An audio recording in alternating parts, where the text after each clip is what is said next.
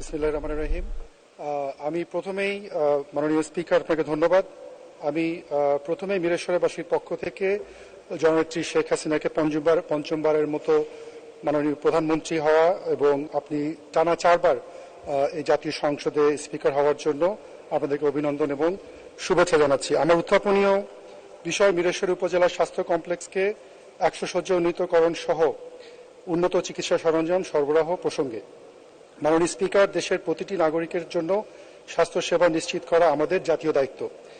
দেশের সংবিধান স্বীকৃত 5টি মৌলিক চাহিদার একটি হচ্ছে প্রতিটি নাগরিকের স্বাস্থ্য সেবা নিশ্চিত করা। সরকার প্রতি বছর স্বাস্থ্য খাতে হাজার হাজার কোটি টাকা ব্যয় করলেও উপজেলা সহ গ্রাম পর্যায়ে পর্যাপ্ত চিকিৎসা সেবা নিশ্চিত করা যায়নি। দেশের প্রত্যন্ত গ্রামাঞ্চলে স্বাস্থ্যসেবা নিশ্চিত করতে হলে দেশের প্রতিটি ইউনিয়নে স্বাস্থ্য উপকেন্দ্র নির্মাণ সহ একজন করে MBBS ডাক্তার নিয়োগ করা প্রয়োজন বলে আমি মনে করি। মাননীয় স্পিকার, আমার নির্বাচনী এলাকা মিরেশ্বরে চট্টগ্রাম জেলা শহর থেকে 50 কিলোমিটার দূরে অবস্থিত। উক্ত এলাকার ক্রমবর্ধমান জনসংখ্যা অনুপাতে উপজেলা সরকারি হাসপাতালের শয্যা সংখ্যা অপ্রতুল হওয়ায় প্রতিদিন অসংখ্য রোগীকে হাসপাতালের বারান্দায় থাকতে হচ্ছে।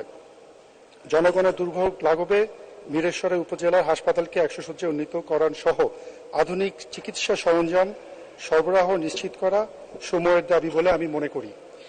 জনস্বার্থে বিষয়টি অতীব জরুরি এবং জনগুরুত্ব সম্পন্ন বিধায় দ্রুত কার্যকর পদক্ষেপ গ্রহণের জন্য আমি আপনার মাধ্যমে মাননীয় স্বাস্থ্য ও পরিবার কল্যাণ মন্ত্রী মহোদয়ের সদয় দৃষ্টি আকর্ষণ করছি। ধন্যবাদ মাননীয় স্পিকার।